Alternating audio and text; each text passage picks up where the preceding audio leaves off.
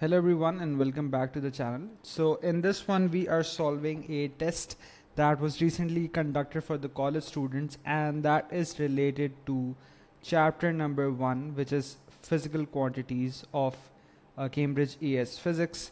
So physical quantities and units, but also it's just a small subsection of that, so it's not the entire chapter. It's just the some of the initial subtopics, which are uncertainties, base units, prefixes, and precision accuracy, random systematic errors, and so on. So let's get started with this chapter now. So question number 1, which list shows increasing lengths from beginning to end? So we can see these prefixes micro, nano, milli, and centi, with centi being the largest because the prefix centi represents 10 to the negative 2. So that must be at the very right, because it says increasing lengths from beginning to end. So centi must be at the rightmost, and on the left must be the smallest one, which is nano, which is 10 to the negative 9. So the answer to this one is C. Very straightforward. Which equation contains only scalars? So so option number 1, acceleration, which is a vector, power scalar, work scalar, time scalar.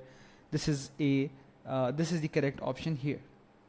The third one, time taken for a satellite to orbit the Earth on a circular path, is given by this equation: t square equals k r cube over m. R is radius, m is mass, k is a constant. What are the base units of k? So you can see that k is mt square over r cube. So m is kg, t is second square, and in the numerator we have r, which is the radius cube, so that would be kg s square m minus 3, which is option C. Next, which row gives reasonable estimates for the mass and the speed of an adult running? So the mass can be taken as 60 kg, which is 6 into 10 to the 1. Let's look at question number 4 now. Which row gives reasonable estimates for the mass and the speed of an adult running? So the mass of an adult is 60 kg, which is 6 into 10 to the 1, and the speed 5 into 10 to the 0 is 5 into 1, which is 5 meters per second, as compared to 50 meters per second, which would translate to a speed of more than 150 kilometers per hour. If you remember, the multiplication factor to convert from meter per second to kilometers per hour is multiplication by 3.6. So this is then incorrect, and the correct one is option B. Let's go on to the other questions. A student measures the time for one complete oscillation of a pendulum of length L. Her results are shown in the table. So she's measured L, she's measured T, and she's used the formula to calculate G.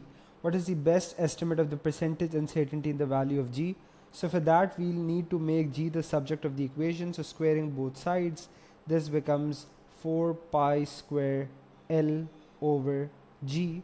So G is then 4 pi square L over T square. So 4 pi square is a constant, so there's L and the T square. So what this means for the percentage uncertainty is that the percentage uncertainty in G would be the percentage uncertainty in L plus twice the percentage uncertainty in T, right? So percentage uncertainty in L would be 0.001 over 0.420, and for T it would be 2 times 0.1 over 1.3, the entire thing multiplied by 100, and this answer then turns out to be 16%, which is option D. Moving on now. Really straightforward. The prefixes nano, micro, and pico are often used with units. Which row shows the correct values? So nano is 10 to the negative 9, micro is 10 to the negative 6, pico is 10 to the negative 12. So 6 is C. 7. The SI unit of specific heat capacity is given. What is the unit of specific heat capacity expressed in SI base units? So this is not SI base, because you see the joule, and the joule, this is a unit that often serves you well if you remember this. So the joule is kg meter square per second square, multiplication by per kg, and then multiplication by per Kelvin. So the kgs just cancel out, which makes it meter square per second square per Kelvin, which is option C. Let's now move on to the next question.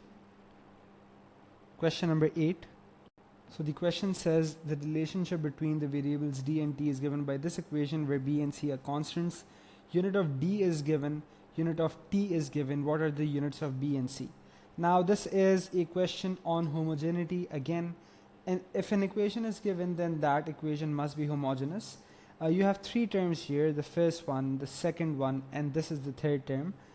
Homogeneity says that all of these equations must have the same base units, and just based off t I can find out the base units of this. So this is per seconds, which is basically coming from 1 over seconds. So this is per seconds. So what this means is that the units of this and the units of this must also be per second. So c is also per second. So it's this or this. And if we talk about b over root d, so b over root meter square, which is meter, this is per second. So cross multiplying b is meter per second, which is option B. SI unit for potential difference is given in base units by, and you have these options. So voltage is defined as work done per unit charge. So work is a kg meter square per second square, and charge is ampere second, which is AS. So kg meter square, S minus 3, A minus 1 is what I'm looking for, which is option D. Let's go on. Question number 10. A student finds the density of a liquid by measuring its mass and volume, and following is a summary of his measurements. So you have the mass of a beaker, you have the mass of the beaker and the liquid, subtracting which you'll get the mass of the liquid because you need to find the density. So you need the mass and the volume of the liquid. So if we talk about the mass of the liquid, that's going to be subtraction. So 70 minus 20 would be 50. And if measurements are subtracted or added, the absolute uncertainties get added. So this would become 50 plus minus 2 grams. Volume is given as 10.0 plus minus 0.6 cm cube. So we need the percentage uncertainty in this value, because if we think about density, density is mass over volume, right? So if we talk about the principal value, so that is mass over volume, which is 50 over 10, which is 5 grams per centimeter cube. If we talk about the percentage uncertainty, because things are being multiplied, divided, so the percentage uncertainties are added. So that would be percentage uncertainty in the mass plus percentage uncertainty in V, which is 2 over 50 plus 0.6 over 10 multiplied by 100. So how much does this turn out to be? This is 10%, and if this is the percentage uncertainty, then you take this as a percentage of the principal value. So 10% of 5 would be 0.5. So the answer is B. 11. The product of pressure and volume has the same SI base units as energy, force, force over area, force over length. So if we just write this out, pressure into volume, right? So PV, right? So let's just first work out the units of this. So pressure is force over area, which is mass times acceleration. So kg for mass, acceleration is ms minus 2 divided by area, which is meter square. So this becomes kg m minus 1 s minus 2, and then multiplied by volume, which would be meter cube. So this would become kg meter square per second square, which I know is energy or work. So the answer is A. What must all physical quantities have? All must have a magnitude and a unit. What is an SI base unit? So current is a SI base unit, grams is not, because it's kilogram. Sorry, this is for SI base unit, not SI base quantity. So this is a quantity, and grams is not a SI base unit. This is supposed to be kilograms. Kelvin is a base unit. Volt is not a base unit. Moving on. 14. A student calculates the density of a solid steel cube in an experiment. Measured mass is this, and the measured length of each side is this. What is the density of this steel? Now, as you can see in each of these, the principal values are the same, so I shouldn't even bother with calculating this. Let's just go on straight to the percentage uncertainty part. So if I think about the percentage uncertainty, and again the idea is that because density is mass over volume, that would be percentage uncertainty in mass plus the percentage uncertainty in the volume.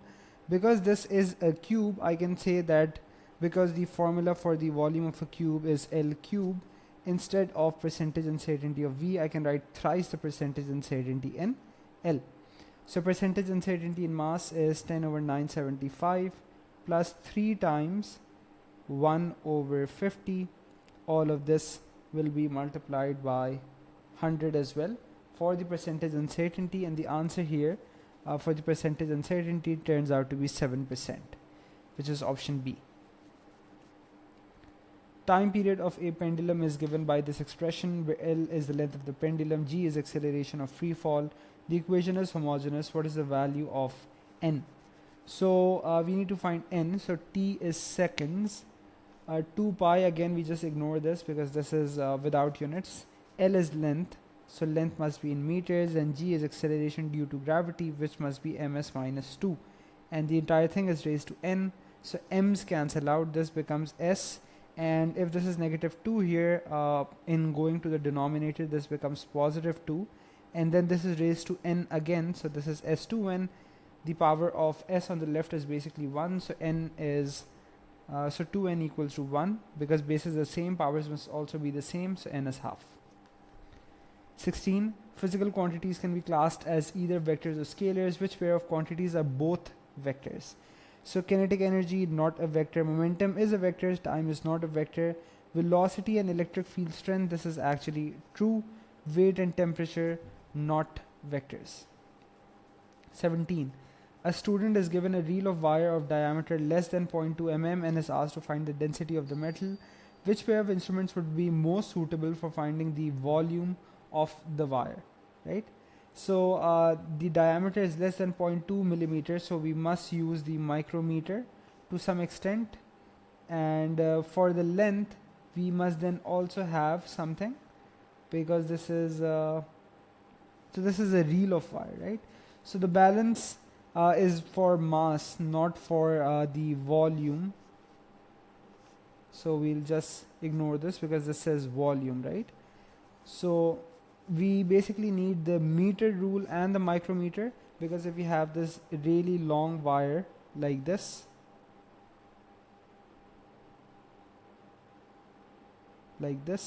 so with the diameter I can find the cross-sectional area, then multiply by the length to find the total volume, right? So this is how this one would be done. Last couple of MCQs. 18. The speed v of waves on a stretched spring is given by this equation: v equals t to the p mu to the q. T is tension, mu is mass per unit length of the wire. What are the values of p and q? So v is speed, which is meters per second. Time, this is not time, this is tension, so this means this is a force, so that is kg ms minus 2, mass times acceleration, and this is raised to the power p. Mu is mass per unit length, so mass divided by length, which is kg per meter, and this is raised to the q. So let's start by simplifying all of this. So this becomes kg p m p s to the negative 2p because of indices, then kg q m negative q. Alright, so bringing the kgs together, so on the right this becomes kg to the p plus q, m to the p minus q, and s to the negative 2p. So here there's no kgs on the left, so basically you can imagine that you do have kg written, only that the power is 0. So you have p plus q equals to 0, which is basically p equals to negative of q. And then we can also just look at s. This is much more convenient than looking at m, because that would lead to another simultaneous equation. Minus 1 equals to minus 2p. So minus 1 equals to minus 2p, which means that p equals half, and q would be the negative of that, right? So q would be minus p, so minus half. So p is half, q is minus half, which is option C. Next, 19, a student wishes to measure a distance of about 10 centimeters to a precision of this much. So we know this is a vernier caliper because that has a precision of this much. A micrometer has a precision of 0.01 mm, and a meter rule and measuring tapes have a precision of 0.1 cm. So the vernier caliper is somewhere in between. Steel ball is dropped and falls through vertical height h. Time taken to fall is measured. Results are given in the table. Acceleration of free fall is calculated using the equation shown. Again, it's not the subject of the equation, so that is what we must do. So g equals to 2h over t square. So I can say percentage uncertainty in g is percentage uncertainty in h plus twice the percentage uncertainty in t. So percentage uncertainty in h, again this is very similar to one of those questions that appeared above, plus 2 times percentage uncertainty in t, and multiply this entire thing by 100. So the answer you get for this one is B, which is 4.6%. Let's now go on to the structured questions part. So the question says the volume V of liquid flowing in time t through a pipe of radius r is given by this equation. P is the pressure difference between the ends of the pipe of length L, and C depends on the frictional effects. An experiment is performed to determine C. The measurements are shown in 1.1. In the first part it says calculate the value of C. So I can see that C is basically, I just have to make that the subject of the equation, and V over T I'm writing as V dot, because the idea is this, that I'm not just given the value of V or T, I am given the value of the entire thing. So that's what I'll use. Something else that you need to take care of is that these are given with the prefixes, so powers of 10. So 10 to the negative 6, 10 to the 3, this is given in millimeters, this is given in meters. So this is what I'll have to do. So C I can then say is pi p r4 over V over T, or what I'm going to call V dot, into L, and there's also the 8. So now it's just a matter of plugging in values. So pi and p is 2.5, but this is into 10 to the 3, so into 2.50 into 10 to the 3 into r4, which is 0.75 milli, so 0.75 into 10 to the negative 3 raised to the power 4 divided by 8 into V over T, which is 1.20 into 10 to the negative 6 into L, which is 0.250. And now this is just a matter of plugging in the numbers and solving.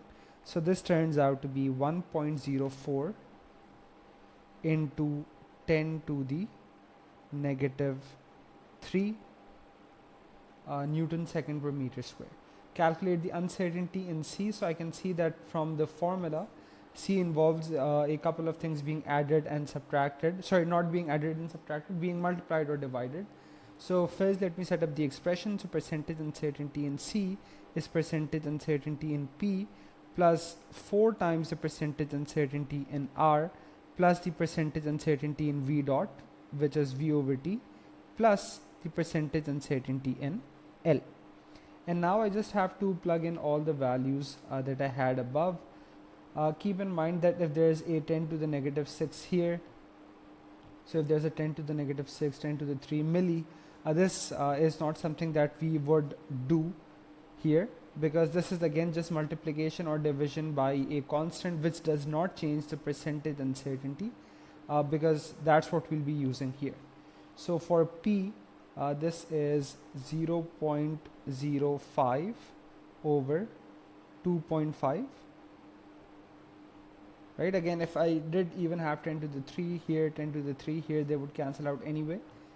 4 times the percentage uncertainty in R, which is 0.01 over 0.75, plus for V over T, this is 0.01 over 1.20, plus For L, this is going to be 0.001 over 0.250, and this entire thing multiplied by 100, right? So this would first give you the percentage uncertainty here, and this value, if you found this out, turns out to be 8.6%. And then you take 8.6% of this value, because this is the percentage uncertainty. It's asking for absolute uncertainty. If it just says uncertainty, that means absolute uncertainty. So multiply it by this value, and this turns out to be 0.089 into 10 to the negative 3. In the last part, it says state the value of C and its uncertainty to the appropriate number of SF. So first thing, I can see that there's 10 to the negative 3 with both of them, so I can just write that outside like this. And the rule is this, that first we write our absolute uncertainty to 1 SF, so that would become 0.09, right? Because this is not an SF, not an SF, this is the SF. So we look at the next one, if that's 5 or more, so this gets rounded up. This is to the second decimal place. So we look at where the SF is, and we round our principal value to the same value. So this was 1.04, and this was another value which is less than 5. So this became 1.04, right? So this is how this is done. Now in reality, I would have written this to more decimal places to see how the rounding is going to happen, but because I don't have a calculator, that's why I've just used this value. But in reality, what you would do is you would write this to 1 or 2 more decimal places, and then look at the second decimal place. So the next value probably here, it's not 5 or more, so this didn't get rounded up, and this is the value here. State what is meant by a vector quantity. So we know a quantity that needs magnitude and direction.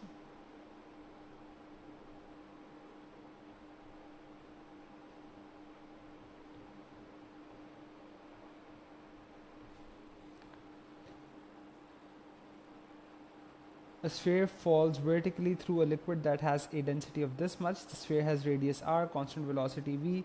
Drag force is given by this expression, where eta is a property of the liquid. Determine the SI base units of eta, right? So this curly sort of n, so if I make that the subject, that is d over 6 pi r v.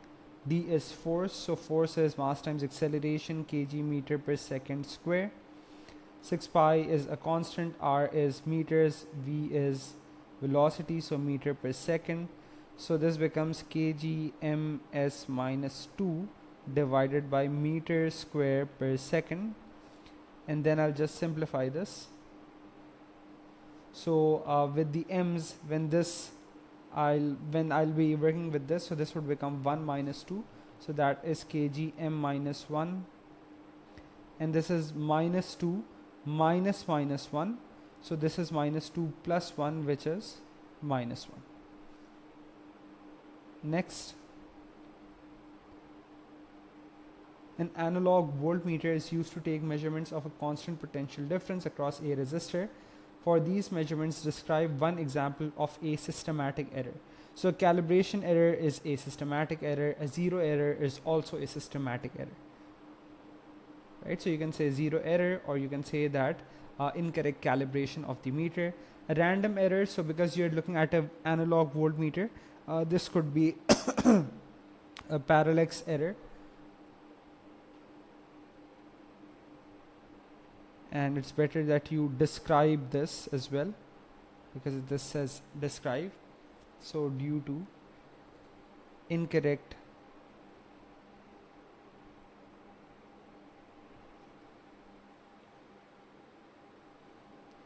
position of I when reading scales. And similarly here as well, you can say zero error if the reading is not 0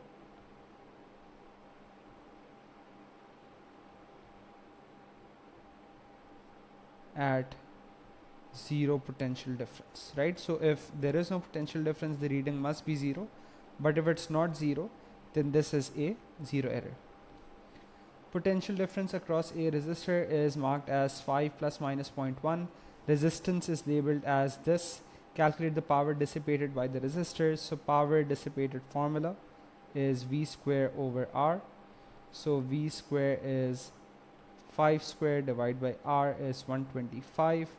So first you'll work that out. So this turns out to be 0.20 watts. Next, calculate the percentage uncertainty in power. So percentage uncertainty in P would be twice the percentage uncertainty in V because of the square, plus the percentage uncertainty in R. So percentage uncertainty in V I will have to find. So 2 times 0.1 over 5.0 plus the percentage uncertainty in R, which is already given, that's 3%. So then I'll just have to, what do you call it? I'll just have to like add both of these. So that value turns out to be 7%. Determine the value of the power with its absolute uncertainty to an appropriate number of SF. So for the absolute uncertainty, we'll do 7% of 0.20, which turns out to be 0.014. So if I think about the value, that is 0.20 plus minus 0.014, right? So 5 square over 125, I'm pretty sure this was exact, but let me still confirm. Yeah, so this was exact. So this is basically, if you want to write it like this, this is this value. So first I'm going to make this 1 SF, so this becomes 0.01. So this is to the second decimal place. So I look at the second decimal place, obviously the one after that, that is not 5 or more, so this value remains unaffected. So this is 0.20 plus minus 0.01 watts. I think there's this last question now. So force between 2 point charges is given. Q1 and Q2 are charges. R is distance. Epsilon is a constant. Use the above expression to determine the base units of epsilon. So epsilon is Q1 Q2 over 4 pi R square F. Q is charge, and charge is current times time. So ampere second times ampere second, which would become ampere second square. So I can also write this as A square S square. 4 pi is a constant, so there's R, which is meter square, and F, which is kg meter per second square, right? So this now is A square S square, and this is kg meter square per second square. And now I can shift all of this up. So this becomes kg minus 1, m minus 2, a 2, and this is 2 minus minus 2, which is 2 plus 2. So this is S 4, and that is the answer to this one. So that was basically the entire test solved, and now you hopefully have a good idea of how the questions were to be done. So thanks for your time. Stay tuned to the channel, like this video, comment if you have any questions or confusion still, subscribe to the channel, and I'll see you in the next one. Bye.